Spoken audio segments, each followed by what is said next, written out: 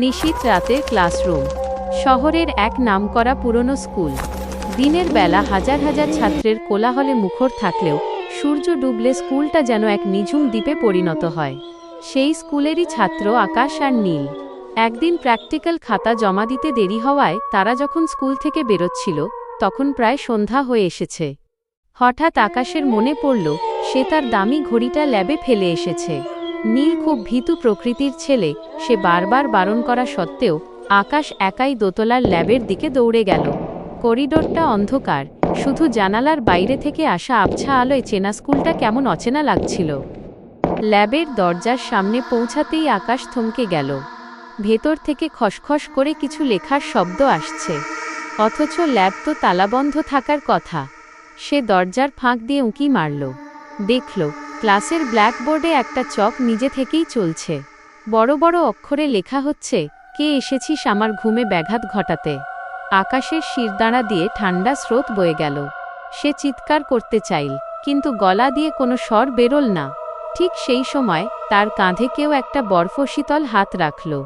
ভয়ে কুঁকড়ে গিয়ে আকাশ পেছনে ফিরতেই দেখল স্কুলের পুরনো দপ্তরি রহমান চাচা দাঁড়িয়ে আছেন। তার চোখের মণি দুটো কুচকুচে কালো, কোনো সাদা অংশ নেই। রহমান চাচা ফিসফিস করে বললেন, খোকন, এই সময়ে এখানে আসতে নেই, ও একা থাকতে ভালোবাসে। আকাশ কোনোমতে জিজ্ঞেস করল, কে চাচা? রহমান চাচা আঙুল দিয়ে ব্ল্যাকবোর্ডের দিকে ইশারা করলেন। আকাশ দেখল সেখানে এখন একটা বিভৎস মুখ আঁকা হয়েছে, যার চোখ দিয়ে লাল রক্ত গড়িয়ে পড়ছে। পরক্ষণেই ল্যাবের সব কটা কাঁচের জার একসঙ্গে ভেঙে চুরমার হয়ে গেল। আকাশ আর এক মুহূর্ত না দাঁড়িয়ে নিচে দৌড় দিল। গেটের কাছে নীলকে পেতেই সে কাঁপতে কাঁপতে সব বলল। কিন্তু নীল অবাক হয়ে বলল, রহমান চাচা, সে তো গত মাসেই মারা গেছে। আকাশ, তুই কাকে দেখলি? আকাশের পকেটে তখন হঠাৎ কিসের ভার অনুভূত হল।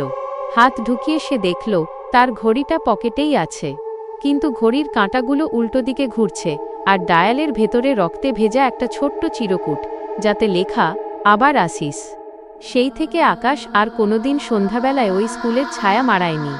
আজও অন্ধকার রাতে ওই ল্যাবের জানালার দিকে তাকালে নাকি দেখা যায় কেউ একজন মোমবাতি নিয়ে ব্ল্যাকবোর্ডে কিছু একটা লিখছে। আজকের এই রহস্যময় গল্পটি আপনাদের কেমন লাগলো? যদি আকাশের এই হাড়হিম করা অভিজ্ঞতা আপনাদের ভালো লেগে থাকে তবে ভিডিওটিতে একটি লাইক দিতে ভুলবেন না। এই রকম আরও রোমাঞ্চকর এবং ভৌতিক গল্পের জন্য আমাদের চ্যানেলটি এখনই সাবস্ক্রাইব করুন এবং পাশে থাকা বেল আইকনটি চেপে রাখুন। আপনাদের একটি সাবস্ক্রিপশন আমাদের নতুন নতুন গল্প তৈরিতে অনেক উৎসাহ দেয়। ধন্যবাদ।